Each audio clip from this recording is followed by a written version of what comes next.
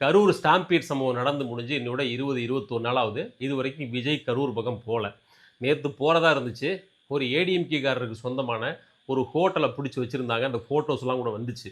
வர்றாரு அப்படின்ற எதிர்பார்ப்புல தான் எல்லாரும் இருந்தாங்க. கடைசியில நேத்தும் விஜய் போகல. இப்ப தீபாவளி வந்துருச்சு. ஒரு 4 நாள் தொடர்ந்து லீவு.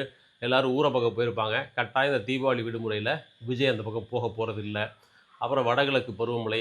அதில ஒரு வாரம் 10 நாள் போயிரும். அப்புறம் இயர் எண்டு, கிறிஸ்துமஸ், நியூ இயர்ன்னு சொல்லி அடுத்து வருகிற 1 மாசத்துக்கு அவர் போறதுக்கான சாத்தியமும் ஒண்ணும் தென்படல.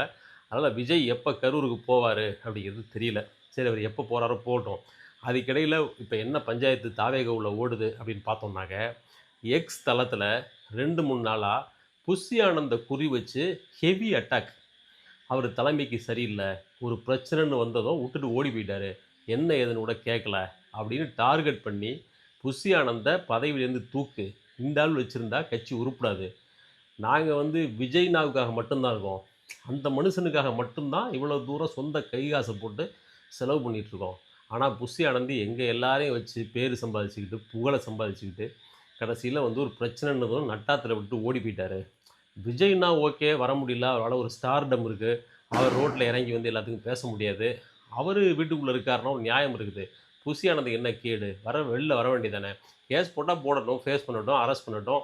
அதுதானே அரசியல். அத கூட எதிர்கொள்ள முடியாம, பயந்தாங்கொள்ளித்தனமா போய் புஷி ஆனந்த் ஒளிஞ்சுக்கிட்டு, இப்ப சுப்ரீம் கோர்ட்டு அங்கங்க போயி ஜாமீன் இதெல்லாம் முடிச்ச பிறகு வந்து மாலை போடுறது, கால்ல விழ வைக்கிறது, தான் தான் அப்படின்னு மறுபடியும் காட்டிக்கிறது, மயில் தொகையில குடுக்குறது, இந்த மாரியெல்லாம் வேலைகள்லாம் பண்றாரு இல்லையா? இது முழுக்க முழுக்க யார் மத்தியில அதிருப்திய கிளப்பியிருக்குதுனாக்க, அந்த தாவேக்கா தொண்டர்கள் மத்தியில.